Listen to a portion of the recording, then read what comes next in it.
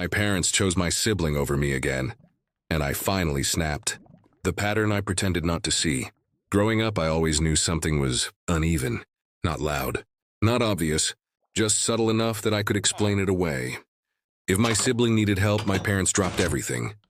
If I needed help, I was told to be patient, be understanding, or my favorite, "You're stronger.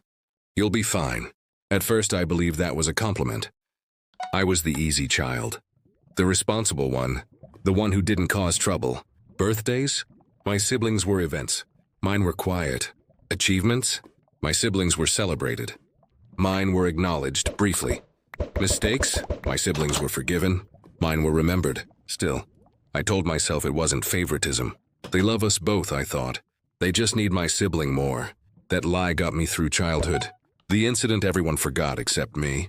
When I was 16, I asked for help paying for a school trip. It wasn't cheap, but it wasn't outrageous either.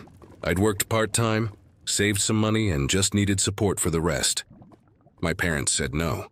A week later, my sibling asked for a new laptop. Not for school, not for work. They got it the same day. I remember standing in the doorway, watching the box being opened. I remember my mother smiling. I remember my father saying, "They really deserve this." No one looked at me. That was the first time I felt something crack inside me. But I swallowed it. Adulthood didn't fix it. I thought growing up would change things. Adults don't play favorites, right? Wrong. When I moved out, I paid my own way. Rent, bills, everything. When my siblings struggled, my parents covered expenses. Co-signed loans, made excuses. When I succeeded, it was expected. When my sibling failed, it was tragic. If I tried to bring it up, the conversation always ended the same way. "Why are you being so sensitive? You're imagining things. We treat you both the same." Gaslighting doesn't always come from malice. Sometimes it comes from denial. The day everything came back, it was supposed to be a simple family dinner. No drama, no tension. Just food, small talk, pretending. Halfway through the meal, my sibling announced they were in financial trouble. Again. Rent overdue. Credit maxed out. Poor decisions stacked on poor decisions. My parents didn't hesitate. "We'll help," my dad said immediately. "Of course we will," my mom added. Then my mom turned to me. "You can help too, right?" Something inside me froze, because 3 months earlier, I had asked for help after a medical expense nearly wiped out my savings. They told me, "We can't right now." The moment I finally snapped, I didn't raise my voice. I didn't slam the table. I just asked one question. "Why is there always money for them, but never for me?" Silence. My mom sighed. My dad looked annoyed. And then my mom said the sentence that broke everything. "You don't need us like they do." That's when I realized the truth. I never did. Not because I didn't deserve support, but because they decided long ago that I was the one who could be neglected without consequences. And in that moment, something inside me finally snapped, when I stopped being the easy one. After my mother said, "You don't need us like they do," the table went quiet. No one reached for their fork. No one laughed. Even my sibling avoided eye contact. That sentence kept echoing in my head. "You don't need us." I realized then how often those words had guided their choices. How they had quietly justified every imbalance. Every dismissal, every time I was pushed aside. I took a slow breath and said something I had never said out loud before. "I needed you plenty of times. You just decided not to see it." My father shifted in his chair, already defensive. My mother frowned like I'd just insulted her. "That's not fair," she said. "We've always been there for you." I almost laughed. The invisible ledger. I started listing things, calmly, carefully. The time I paid my own tuition while they covered my siblings' expenses. The emergency I handled alone because they were too stressed. The move I did by myself because my sibling needed help that weekend. I wasn't accusing. I was recounting. But the more I spoke, the more uncomfortable they became. My father cut me off. "You're keeping score." That's when I finally understood something important. They weren't uncomfortable because I was wrong. They were uncomfortable because I was accurate. The rules were different for me. My sibling finally spoke. "I didn't ask for all this." And maybe they hadn't, but they never refused it either. I looked at them and realized they had grown up in a completely different family than I had. Same house, same parents, Entirely different rules. They were allowed to fail. I was expected to endure. They were protected. I was prepared. My mother leaned forward, her voice sharper now. You've always been independent. We thought that's what you wanted. That hurt more than I expected, because independence was never my choice. It was assigned. The guilt card. Then came the guilt. My mother's eyes filled with tears. My father crossed his arms. After everything we've done for you, my mother said softly, I can't believe you'd accuse us of favoritism. That word accuse hung in the air, as if my pain was an attack, as if pointing out inequality was betrayal. For a moment, I almost backed down. Old habits die hard, but something in me had shifted. The boundary I never set. I'm not accusing you, I said. I'm telling you how it feels to be your child. They didn't like that, because feelings don't fit into their narrative. My father shook his head. If you're going to be this resentful, maybe you should take some space. There it was. Distance as punishment. I nodded slowly. Maybe I should. The look on their faces told me they didn't expect that answer. When distance became my choice, I didn't storm out that night. I finished my meal. I thanked my parents. I hugged my sibling. From the outside, it looked normal, but something fundamental had changed. For the first time in my life, I wasn't trying to fix it. The silence that followed. I didn't call the next day, or the day after. Neither did they. That silence told me everything I needed to know. If I wasn't accommodating, if I wasn't agreeable, if I wasn't easy, I wasn't essential. A week passed, then two. Finally, my mother texted, Are you upset with us? Not what did we do? Not are you okay? Just are you upset? As if my feelings were the problem. I didn't reply. The family meeting. 2 weeks later, they asked to talk. They framed it as concern. It felt like damage control. My parents sat side by side on the couch. My sibling sat across from me. It felt like an intervention. Except I was the only one expected to change. My father spoke first. We don't like the distance, he said. But we don't understand why you're being so cold. Cold. I almost smiled at that. Because boundaries often feel like cruelty to people who benefited from your lack of them. The narrative they needed. They explained everything again. How my sibling had more challenges. How I was naturally capable. How life wasn't always equal. I listened. Then I asked one question. Have you ever asked what I need? Silence. My sibling shifted uncomfortably.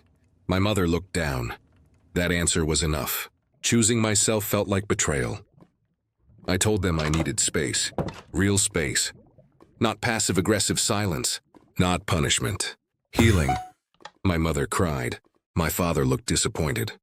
My sibling looked confused. They all said the same thing in different ways. This isn't who you are. They were right. This was who I was becoming. The guilt almost worked. That night I felt horrible. Conditioned guilt runs deep. I questioned myself. Replayed conversations. Wondered if I was overreacting. Then I remembered every time I had swallowed disappointment to keep the peace. And I knew. Peace that costs you your self-respect isn't peace. When the truth finally slipped out. A month into the distance, my sibling called me. That alone felt strange. They'd never reached out unless something was wrong. We met for coffee. Neutral ground. No parents. No audience. At first they talked about work, life, small things. Then they sighed and said, they're really upset with you. I nodded. I figured. The confession I wasn't expecting. After a long pause, my sibling said something that stunned me. You know, I always knew they treated us differently. I looked up. They did? They stirred their coffee, not meeting my eyes. I just didn't realize how much it hurt you. There it was. Not denial, not excuses. Truth. They admitted they'd relied on our parents without thinking. That it felt normal. That they assumed I was fine because I never complained. I didn't think you needed help, they said quietly. I didn't get angry because that belief had been taught by our parents. What they said next changed everything. They keep saying you're being dramatic, my sibling continued. But I don't think you are. I felt something loosen in my chest. Validation doesn't fix the past, but it makes the present survivable. The parents' breaking point. A few days later, my parents called again. This time, their tone was different, sharper. They said the distance was tearing the family apart. that holidays were awkward, that people were asking questions. Notice what wasn't mentioned: my feelings. This wasn't about reconciliation. It was about control. The boundary they didn't respect. I told them I wasn't ready to go back to how things were. My father snapped. So what, are you punishing us now? That question revealed everything. To them, boundaries were punishment. To me, they were survival. The day I stopped explaining myself. The final conversation didn't happen in person. It happened over the phone, which somehow made it harder and easier at the same time. My mother called first. Her voice was tight, controlled. "We don't understand why you're doing this," she said. "We raised you better than this." That sentence used to crush me. This time it didn't. The last attempt to rewrite the story. They wanted a version of events where no one was wrong. No one had favorites. And I was simply misinterpreting things. I realized something then. They didn't want honesty. They wanted absolution. And I couldn't give them that anymore. "I'm not asking you to agree with me," I said. "I'm asking you to respect my experience." My father scoffed. "We gave you everything." I finally said what I'd never allowed myself to think. "You gave me responsibility, not support." Silence. The question that ended it. My mother spoke softly. "So what do you want from us?" I took a deep breath. "I want you to stop expecting me to carry what you won't." They didn't understand. Or maybe they did and just couldn't accept it. Either way, I was done explaining, walking away without slamming the door. I didn't cut them off completely. I didn't scream. I didn't threaten. I simply stepped back. No financial help, no emotional labor, no rescuing. For the first time in my life, I let consequences exist. And that terrified them. What I felt after. Relief didn't come immediately. First came grief. Grief for the parents I wished I had. Grief for the child who learned too early how to be strong. But beneath the grief was something new. Peace. Choosing myself was the real beginning. Months passed. Not weeks, not days. Months of limited contact, short conversations. No emotional labor, and something unexpected happened. The world didn't fall apart. What changed first? I slept better. The constant knot in my chest loosened. The anxiety I'd carried for years, quiet but relentless, began to fade. For the first time, I wasn't waiting for approval that never came. I was living. My parents' realization. Slowly, the tone shifted. My mother stopped guilt-tripping. My father stopped demanding explanations. They began asking neutral questions, then careful ones. It wasn't an apology, but it was awareness. When I stopped absorbing the imbalance, it became visible. My sibling and me. My relationship with my sibling changed too. Not magically, not perfectly, but honestly, they stopped assuming I'd always be okay. Stopped taking my support for granted. And for the first time, we met as equals. The lesson I wish I'd learned earlier. Being the strong one doesn't mean you don't deserve care. Being independent doesn't mean you don't get to ask for help. And setting boundaries doesn't make you selfish. It makes you whole. The final truth. My parents didn't choose my sibling over me one last time. They did it many times. What changed wasn't them. It was me. I finally chose myself. And that choice, quiet, firm, unapologetic, was the beginning of a life that actually felt like mine.